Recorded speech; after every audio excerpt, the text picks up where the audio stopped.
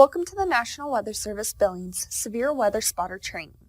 This presentation will provide information on how to identify thunderstorms ahead of the severe weather that occurs in southeastern Montana and northern Wyoming in late spring, early summer. Before moving on, let's do a little review. Warnings are issued when storms produce one or more of the following: hail 1 inch or larger, tornado or funnel cloud, or wind gusts greater than 58 miles per hour. There are many different parts of a severe thunderstorm, but we're going to break it down for easier understanding.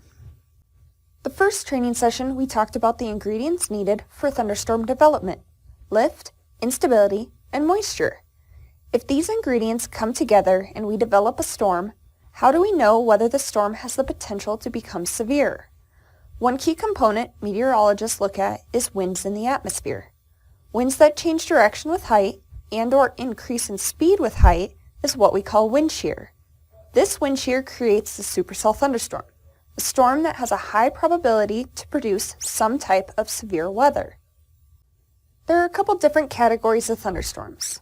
First, we have the single cell storms as shown in the upper left, which will sometimes be described as garden variety or popcorn storms.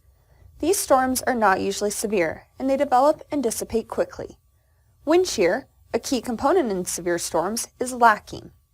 On the other hand, when wind shear is present in the atmosphere, supercell storms can develop as pictured in the lower right.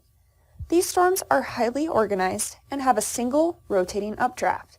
These storms can travel long distances and be a significant threat to life and property, with the likelihood of large hail and damaging winds. Despite their rotating updraft, only a small percentage produce tornadoes, but certainly can when atmospheric conditions are just right. Let's learn a little bit more about supercell thunderstorms. Let's start by identifying the strong updraft or rising air in the storm as we look at the anvil, overshooting top, and rotating updrafts. Overshooting tops are a good indication that there is a strong updraft within a storm. From above, meteorologists can see this on satellite, such as the top left video. The bubbling appearance are the overshooting tops. These particular storms produced a tornado along with large hail across portions of Texas and Oklahoma back in 2017. Now notice the pictures in the upper right and lower left. This is what you would see as a spotter looking at the clouds from the ground. Notice how the clouds look flat, which is the anvil, but also notice that there's some higher clouds in the middle that poke through the anvil. This is your clue of very strong upward motion, or updraft, in these storms as the air surges upward, pushing through the flat anvil. Another indication of a strong updraft is when you see angled striations within this updraft of a thunderstorm. This barber-pulled appearance, as shown in the image in the lower right, is that indication that the updraft is rotating, making it a supercell thunderstorm.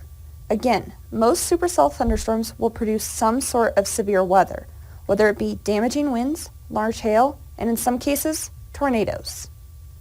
Thanks for learning about how to identify severe thunderstorms with us. Join us for our next video on wind and hail. Stay safe, everyone.